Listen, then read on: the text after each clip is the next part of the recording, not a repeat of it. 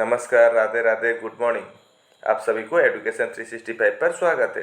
Reasoning का आज का इस वीडियो में टोटल 13 सवाल लेके हाजिर हुआ हूँ, इसलिए वीडियो को बिना स्किप करके फर्स्ट टू लास्ट देखिए और वीडियो के अंत में ये जरूर बता देना कि आपने 13 में से कितने सवालों का सही जवाब किया है। और अगर आपको वीडियो देखकर वीडियो पसंद आए तो वीडियो पर लाइक, शेयर, कमेंट करना और चैनल को भी जरूर सब्सक्राइब कर देना।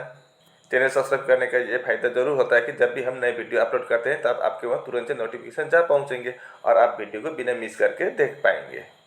और अगर आपका भाई, दोस्त या रिश्तेदार, कोई भी रिश्तेदार हो, वो कॉम्पिटिटिव एग्जाम में किसी तरह के कॉम्पिटिटिव एग्जाम के लिए तैयारी कर रहे हो तो उनके साथ भी ये वीडियो फेसबुक या व्हाट्सएप के माध्यम से जरूर शेयर कर देना है। अब चलिए हम वीडियो की ओर रुख करते हैं, देखते हैं आज का पहला प्रश्न क्या है। Choose the set of numbers from the 4 alternative sets that is similar to the given set. मतलब यह 4 में से किसी एक जिस तरह का बना है उसी तरह का ये बना है, या इस तरह भी समझिए कि ये 3 नंबर है। यहाँ पर ब्रैकेट के अंदर जो दिया है ये एक सेट है। यहाँ पर जिस लॉजिक से ये बना है सेम टू सेम लॉजिक से इन चारों में से भी कोई एक बना हुआ है, तो वही हमको पता करना है कि किस ऑप्शन का वही लॉजिक से बना हुआ है। तो चलिए हम इसको चेक करते हैं। तो इस तरह का सवाल में सबसे पहले हमें क्या याद आता है, यहाँ पर रेशियो देखिए, ये 9, 15 और 21 है। अगर हम 3 से काट दें तो 3 होगा, यहाँ पर 3 से काटेंगे तो 5 होगा, इसको भी हम 3 से काटेंगे तो 7 होगा, यानी कि 3:5:7। अब इन चारों में से कौन सा वाला में 3:5:7 आएगा? यहाँ पर तो नहीं होगा। यहाँ पर ये 2 से काटेगा तो 5, 7, 8 होगा, नहीं होगा। इसमें 7 से काटेंगे तो 1, यहाँ पर 3 और यहाँ पर 4 होगा। यहाँ पर 5 से कटने से 1, यहाँ पर 2 और इधर 5 होगा। 4 से कटे तो 1, 2 और 3, यानी कि इस लॉजिक से ये बिल्कुल नहीं बनेगा। तो यहाँ पर कोई दूसरा ही लॉजिक है, देखते हैं। तो अब हम लॉजिक को चेंज करेंगे। अब यहाँ पर कितना है, 9 है, इधर 21 है। देखिए अगर हम 9 + 21 करेंगे तो कितना आएगा, 30 आएगा। अब उस 30 को हम डिवाइड बाई 2 कर दें तो 15 आ जाएगा। इस तरह से 9, 21 से हमने 15 लाया है, ठीक है। अब अगला हम ऑप्शन को चेक करेंगे। तो 10 और 16 प्लस करेंगे तो कितना होगा, 26 होगा। डिवाइड बाई 2 कर देने पर 13 आएगा, लेकिन यहाँ पर तो 14 है तो ये नहीं होगा। अगला कितना है, 7 और 28 प्लस करने पर 35 को 2 से डिवाइड करें तो 17.5 होगा। तो आपका 21 नहीं होगा बीच में। तीसरा ऑप्शन में क्या है, 5 और 25, 30 होगा। डिवाइड बाई 2 कर दे तो 15 आएगा, लेकिन यहाँ पर 10 है तो ये भी नहीं होगा। चौथा वाला में 4 और 12 प्लस करेंगे तो कितना होगा, 4 + 12 16 होगा। डिवाइड बाई 2 कर दे तो 8 आ जाएगा। लो 8 भी आ गया, यानी कि आपका डी ऑप्शन बिल्कुल सही जवाब होगा इस सवाल का। ये रहा अगला प्रश्न, what number should come in the next in the following series. यहाँ पर क्या आएगा वही हमको निकालना है। तो नंबर किस प्रकार है, देखिए यहाँ पर ज़्यादा अंतर नहीं है, छोटा मोटा अंतर है। अगर छोटा मोटा अंतर हो तो हम इसमें इंटू या स्क्वायर, क्यूब से नहीं बनाते हैं, प्लस या माइनस से बनाते हैं, ठीक है। अब 36 इधर 30 पर मतलब कम हुआ है तो हम -2 कर देंगे। अगला 34 से 30 कितना कम हुआ है, -4। फिर 30 से 28 -2, 28 से 24 -4, -2, 4, -2, -4। तो अगला हम -2 करेंगे तो 24 - 2 22 होगा क्वेश्चन मार्क के स्थान पर। तो आपका बी ऑप्शन में 22 दिया हुआ है, तो आपका B option is the right answer. ये रहा तीसरा सवाल, find the missing term in the given series. Missing term आपका यहाँ पर क्या आएगा वही हमको निकालना है। तो यहाँ पर देखिए आप, कितना नंबर है, नंबर नहीं लेटर है, कितना लेटर है, 2 है। यहाँ पर कितना है, 3 है। यहाँ पर कितना है, 4 है। तो यहाँ पर 5 होना चाहिए। तो अगला में 1, 2, 3, 4, 5, 6 है। यहाँ पर 6 है, ठीक है इतना। अब आगे देखिए, यहाँ पर ए बी है, उसके बाद बीच का कौन सा लेटर छोड़ दिया, सी को छोड़ दिया है, उसके बाद डी ई एफ है, उसके बाद फिर जी को छोड़ दिया है, उसके बाद एच आई जे के है, तो फिर एल को छोड़ दिया तो क्या होगा, एम होगा। एम के बाद लगातार 5 अक्षर होना चाहिए, एम एन ओ पी और क्यू, उसके बाद आर को छोड़ दिया, फिर एस आ गया। ठीक है, तो M N O P Q कहाँ पर है, आपका सी ऑप्शन में है, तो C option is the right answer. ये रहा अगला प्रश्न, find the minimum number of straight lines required to make the given figure. इस फिगर को बनाने के लिए न्यूनतम कितने सीधी रेखाएं चाहिए, वही हमको निकालना है। तो चलिए हम यहाँ पर 2 प्रकार के रेखाएं हैं, एक ऐसा है और दूसरा इस तरह का रेखा है। पहले हम इस तरह का रेखा को हम देखेंगे। यहाँ पर 1 है, 2 है,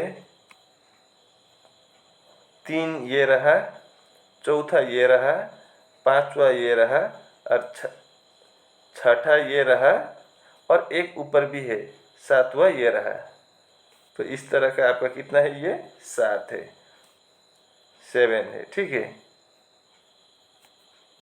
अब हम इस तरह का गिनती करेंगे खड़ा वाला।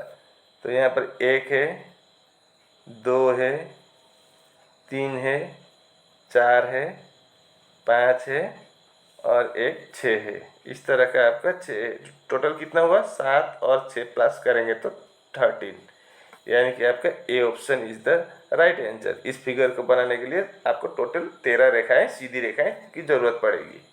ये रहा आपका ब्लड रिलेशन का प्रश्न। प्लस का मतलब क्या है, डॉटर है, इनटू का मतलब सन है, माइनस का मतलब वाइफ है। तो which of the following option is correct for the given expression. अगर इस एक्सप्रेशन को बनाए तो निम्न में से कौन सा वाला ऑप्शन सही होगा, वही हमको निकालना है।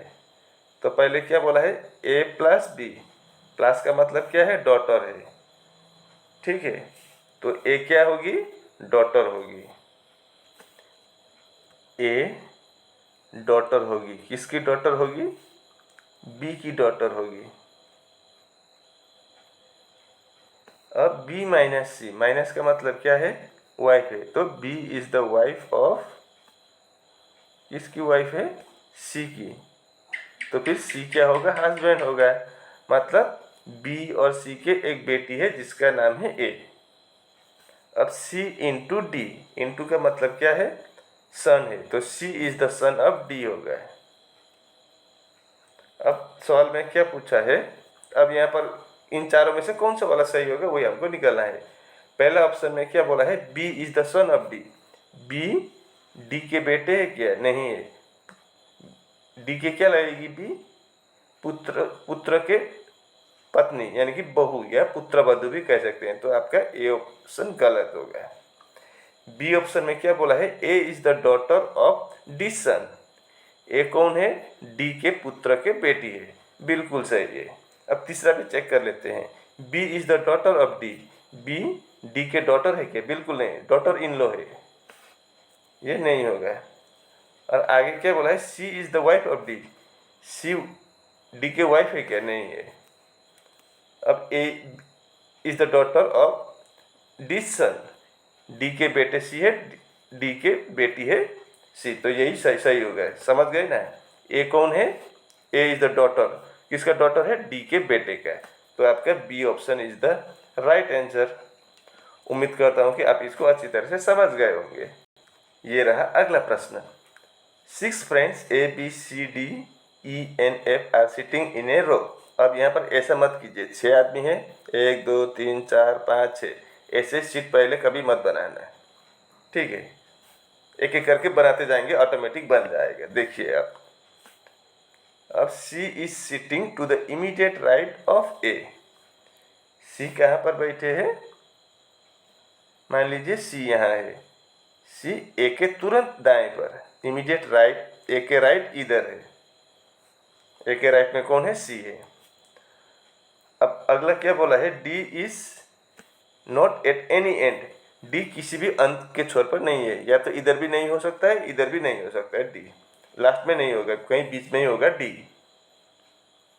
अब B is sitting between D and E, B कहाँ पर बैठा है, ये देखिए बी डी और ई के बीच में बैठा है। ऐसा भी हो सकता है या बी ऐसा भी हो सकता है, ऐसा भी तो सही है, डी और ई के बीच में बी, ये दोनों ही संभव है, इसलिए इसको हम अभी नहीं बनाएंगे, ठीक है। और D is not an immediate neighbour of D is not an immediate neighbour of neither A और एफ। ए या एफ के तुरंत पड़ोसी नहीं है कौन, डी। तो डी तो ऐसा बनाएंगे हम, तो ये वाला नहीं बनाएंगे, ये वाला बनाने से क्या होगा, डी इधर आएगा तो ए का पड़ोसी होगा, लेकिन यहाँ पर क्या बोला है, D is not an immediate neighbour of neither A nor F. A या एफ के पड़ोसी नहीं है कौन, डी।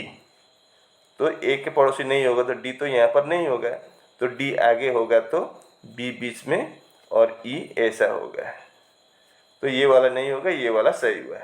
अब यहाँ पर क्या बोला था, डी किसका पड़ोसी नहीं है, ए का पड़ोसी नहीं है, इसलिए डी को हमने यहाँ ना लिखकर इधर लिख दिया। और एफ का भी पड़ोसी नहीं है बोला तो एफ इधर नहीं होगा, तो एफ का स्थान यहाँ हो जाएगा, ठीक है। अब 6 आदमी के लिए 6 जगह बन गए। अब who is sitting to the immediate left of B, B के तुरंत लेफ्ट साइड बाएं साइड पर कौन बैठे हैं वही पूछा है। तो बी के लेफ्ट साइड पर, इमीडिएट लेफ्ट साइड पर कौन है, डी है। आपका सी ऑप्शन में डी दिया हुआ है, तो आपका C option is the right answer. ये रहा अगला प्रश्न। One morning Chitra and Aryan seat facing each other. एक दिन सुबह क्या हुआ था, चित्रा और आर्यन एक दूसरे के को देखकर बैठे हुए थे। If the shadow of Aryan falls to the left of Chitra, अगर आर्यन का छाया किधर गिरा है, चित्रा के लेफ्ट साइड पर, बाएं साइड पर, तो देन इन उस डायरेक्शन आर्यन इज फेसिंग, इस आर्यन फेसिंग, तो आर्यन किस तरफ देख रहा था। तो मान लीजिए ऐसा होता है डायरेक्शन हमेशा, ऊपर नॉर्थ, नीचे साउथ, इधर ईस्ट इधर वेस्ट। और वन मॉर्निंग बोला है तो मॉर्निंग के टाइम में क्या होता है, सूरज पूरब के तरफ होता है, उगते हैं, तो मान लीजिए सूरज इधर है।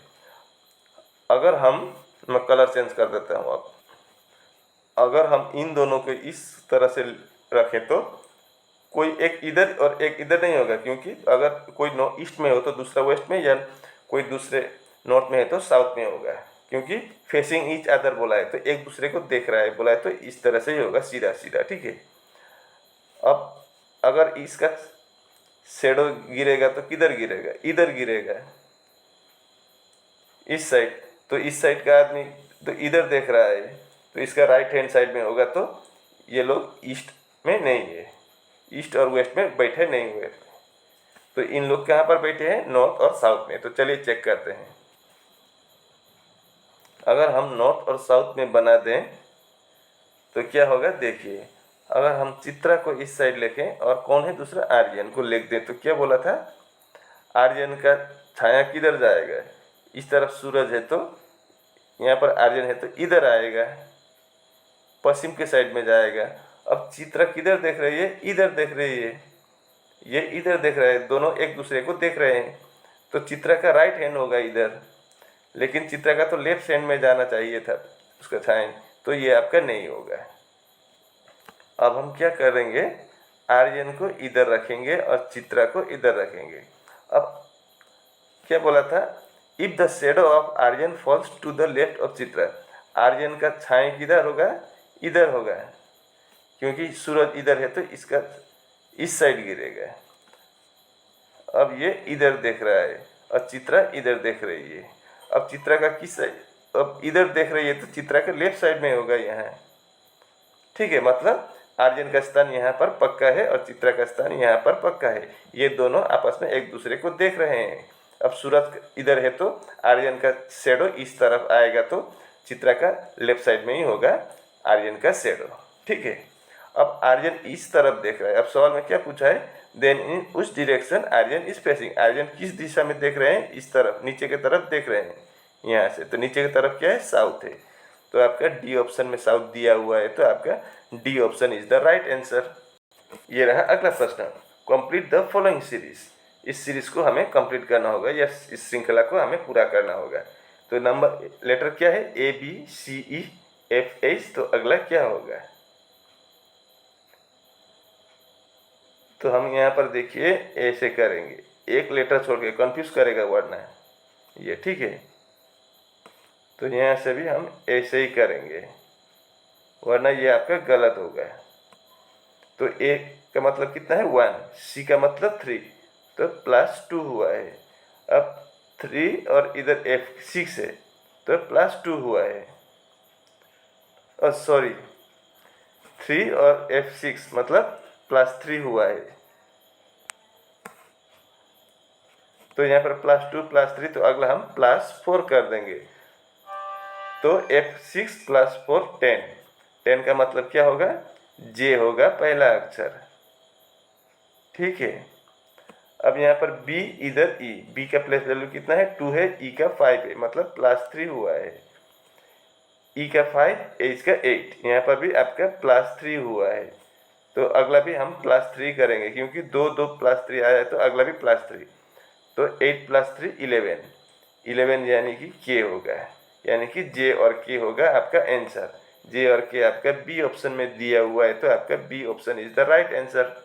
यहाँ पर क्या बोला है? द लेटर गिवन बिलो, यहाँ पर दिए गए इस लेटर को when are arrange form an appropriate meaningful word, इनको अरेंज करके हमें कोई मीनिंगफुल वर्ड बनाना होगा। तो फिर तब क्या होगा? What is the position of letter A in the word form from the left, तो ए का स्थान कहाँ पर होगा अगर हम उसको लेफ्ट से गिने तो इससे कौन सा वाला वर्ड बनेगा वही हमको जानना होगा सबसे पहले। तो इससे क्या वर्ड बनेगा बोले तो ऑब्जर्वेशन बनेगा, OBSERVATION,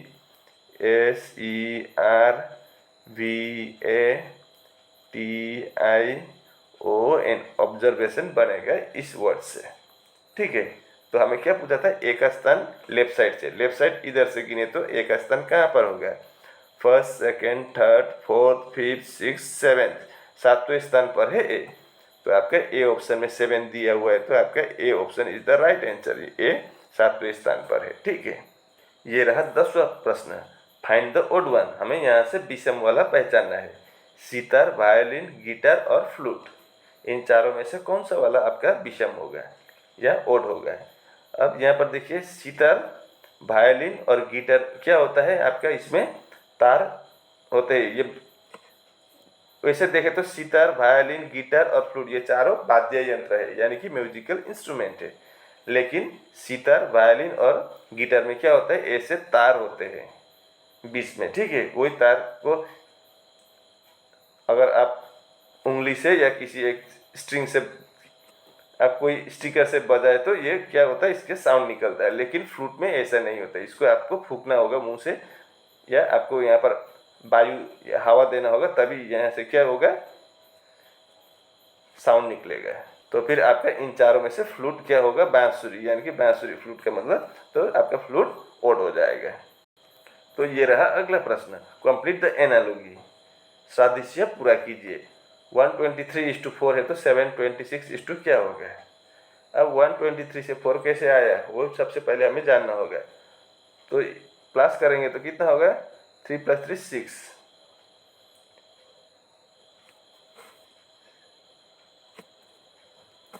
इन तीनों को प्लस करेंगे तो कितना आएगा? 6।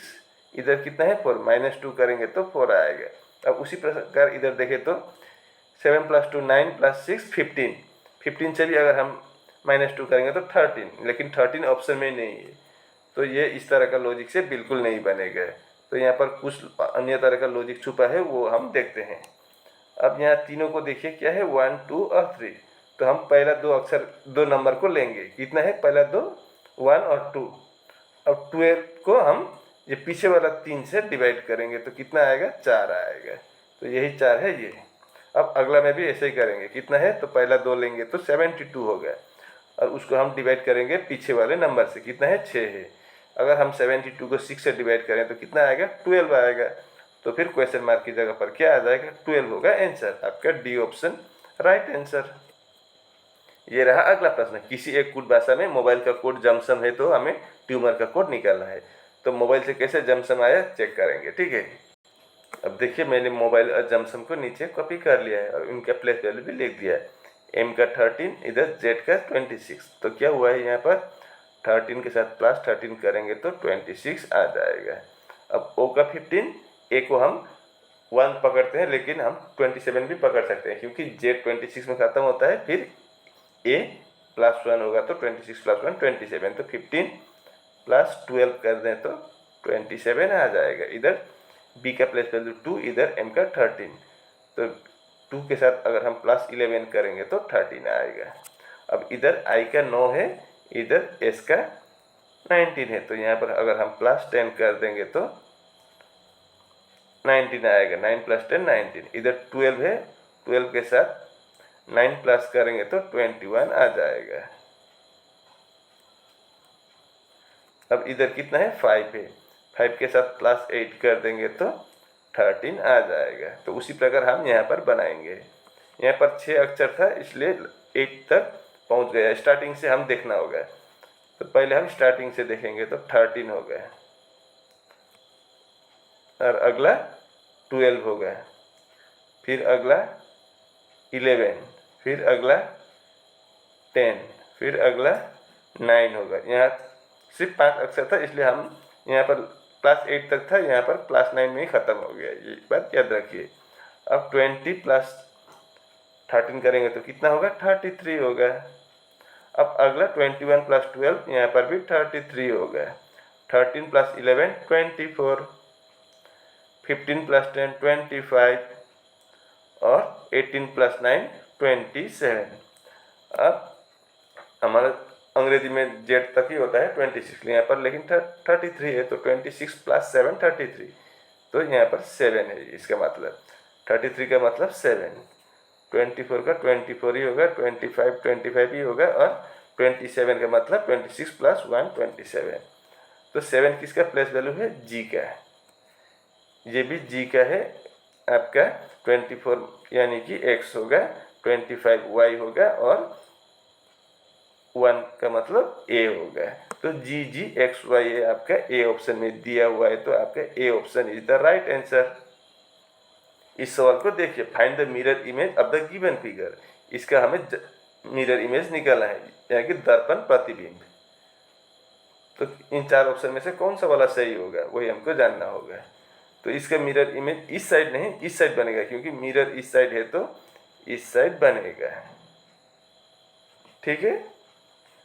अब इसको देखिए, ये इस तरफ नीचे जा रहा है, तो मिरर के सामने है ऊपर वाला हिस्सा, तो ऊपर वाला हिस्सा मिरर के सामने होगा, ऐसा होगा। तो ये तो ऊपर इस तरफ जा रहा है, इस तरफ आना चाहिए था, तो आपका पहला ऑप्शन नहीं होगा। तो आपका सी ऑप्शन भी गलत है, क्योंकि ये ऊपर की तरफ जा रहा है एरो, नीचे की तरफ आना चाहिए था। अब अगला क्या है, इसको देखिए, दोनों एरो क्या है, ऊपर की तरफ जा रहा है, तो ऊपर की तरफ ही जाएगा।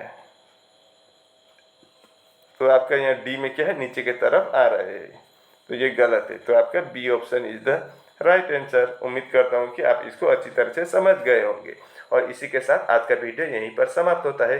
अगर आपको वीडियो अच्छी लगी तो वीडियो पर लाइक शेयर कमेंट करना, और चैनल को भी जरूर सब्सक्राइब कर देना।